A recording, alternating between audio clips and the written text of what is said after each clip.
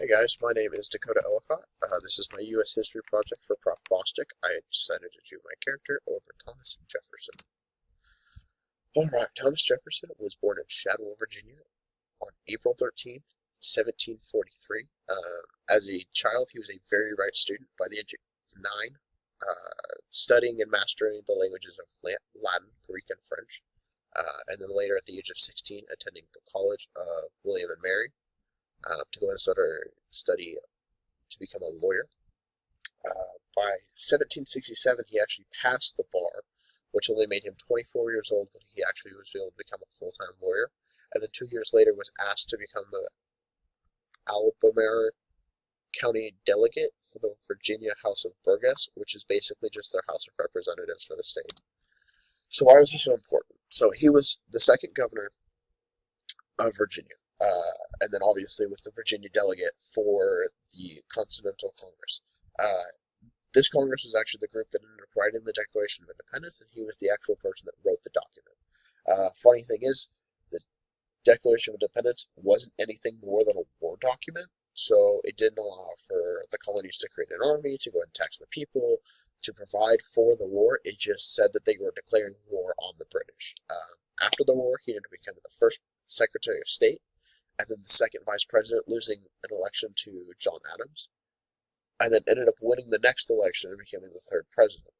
And then all throughout his life, he was actually an inventor of small trinkets and actually a few things that is actually really important for us today. Alright, so the Continental Congress, like I said earlier, he was the Virginia representative for the Second Continental Congress. Now, these guys were committing high treason in what it was they were doing in trying to go ahead and break off from the British. He was the one that actually wrote the Declaration of Independence, the article that declared war against the British in their seek for freedom. And then he was actually on the committee for the Constitution and was the one that was advocating for equal rights for all. So he felt that slavery was actually bad. He felt that slavery actually hurt not only the slave, but the slave master. Mentally, physically, spiritually, he was a very spiritual guy, and he felt that it just was not good for a nation, for a new nation to be built off of slavery. Now, obviously, he ended up losing that because he needed every single representative to agree to the Constitution for it to be able to be ratified. Alright, so Secretary of State and Vice President. So he was the first Secretary of State for President Washington on their cabinet.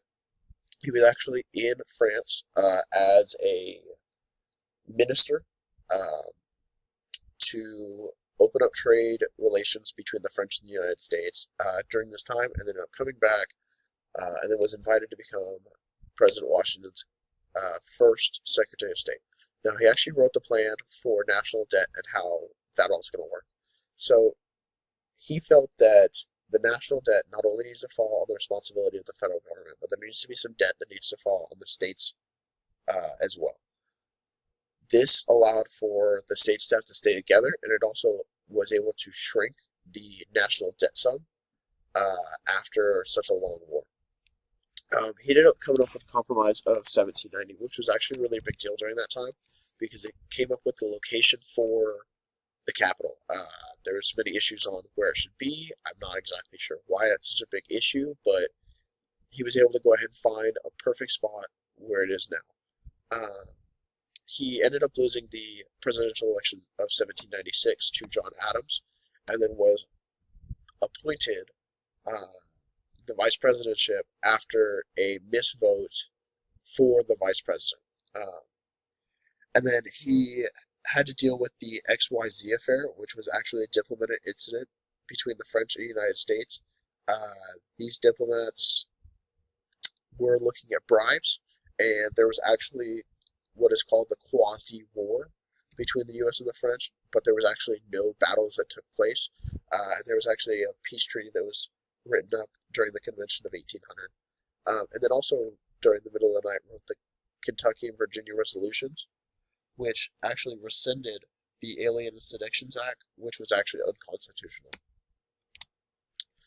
Alright, so presidency. So he was elected in 1800. One of the first things he ended up doing was shrinking the national debt. It started out at about $77 million, and obviously during this time was even more money than you can imagine right now. Plus, with the nation being so small and it being so new, it was extremely difficult for them to tax, to be able to go and shrink that. But he was able to shrink it from 77 million to about 35 billion during his 8 years.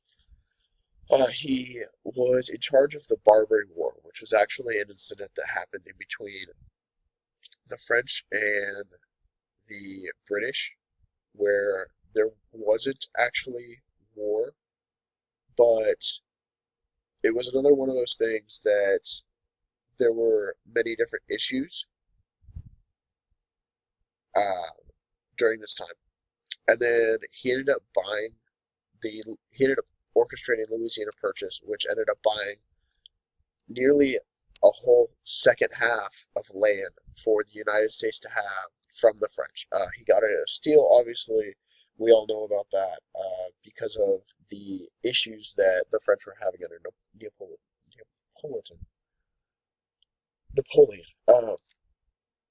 So after that, he ended up sending Lewis and Clark on an expedition to go and explore that new land, which in turn created Manifest Destiny.